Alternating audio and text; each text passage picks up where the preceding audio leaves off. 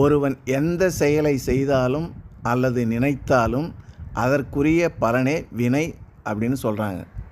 அது நல்லதாக இருந்தால் புண்ணியம், தீயதாக இருந்தால் பாவம், நல்வினை தீவினைன்னு சொல்லுவாங்க. ஆனால் இந்த வினைகளிலிருந்து தப்பிக்க விதி விலக்கும் உண்டு. அதுதான் பொருளுக்கும் உங்களுக்கும் தொடர்பை ஏற்படுத்தி விடுவது. நீங்கள் தெரிந்தோ தெரியாமலோ ஒருவர் மீது கல்லை எறிகிறீங்க. இது நீங்கள் செஞ்ச செயல். அது அவர் காலில் பட்டு ரத்தம் வருது பாருங்கள், அது வினை. அந்த இடத்திலிருந்து நீங்கள் தப்பித்து ஓடிவிட்டால் அந்த நிகழ்வுக்கான எதிர்வினை செயல்படும். எப்படின்னா, நீங்கள் ஒரு தெரு வழியே செல்லும்போது உங்கள் கால் ஒரு கல்லில் மோதி ரத்தம் வர வேண்டும் என்று ஒரு விதி செயல்படும். நீங்கள் அந்த வழியே செல்லும்போது இந்த கர்ம வினையிலிருந்து தப்பிக்க நினைத்தால் அந்த கல்லில் உங்கள் கால் படாமல் செல்ல வேண்டும். ஆனால் கர்மங்களிலிருந்து ஒருவன் தப்பிக்க நினைக்கும் பொழுது, அதாவது அந்த கல்லை தாண்டி செல்ல முற்படும்போது ஒரு மாடோ அல்லது வண்டியோ உங்களை குறுக்கே வந்து தள்ளிடும். முடிவாக கால் பட வேண்டிய இடத்தில் தப்பிக்க நினைத்ததனால் தடுக்கி விழுந்து அதே கல்லால் உங்கள் தலையில் அடிபட்டுடும்.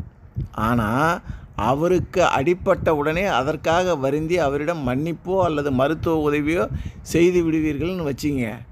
இங்கேயும் அதே கர்ம வினை தான் செயல்படும். அதாவது நீங்கள் அந்த தெரு வழியாக போகும்போது உங்கள் கால் அந்த கல்லில் மோதி ரத்தம் வர வேண்டும் என்ற அதே விதி தான் செயல்படும்.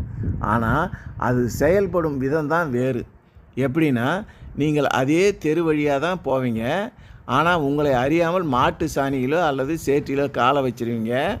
இதனால் எந்த கல்லால் உங்கள் காலில் அடிபட வேண்டுமோ அந்த கல்லில் உங்கள் காலில் உள்ள சேற்றை துளைச்சிட்டு போயிடுவீங்க. அதாவது பொருளுக்கும் உங்களுக்கும் தொடர்பை ஏற்படுத்திவிட்டு போயிடுவீங்க. இதில் அந்த பொருளுக்கும் உங்களுக்கும் எந்தவித சேதமும் ஏற்படலை. நீங்கள் செய்த செயலுக்கான விதிப்படி அந்த கல்லிற்கும் உங்கள் காலிற்கும் உள்ள தொடர்பு ஏற்படும். அதை நீங்கள் செய்வதால் அந்த கர்ம வினை அங்கேயே முடிஞ்சிடுது. இதைத்தான் தலைக்கு வந்தது தலைப்பாகையோடு போனது அப்படின்னு பெரியவங்க சொல்லுவாங்க. அந்த பொருளுக்கும் உங்களுக்கும் தொடர்பு ஏற்பட்டு விட்டால் உங்களுக்கு செயலுக்குரிய எதிர்வினையும் நடந்து முடிந்துவிடும்.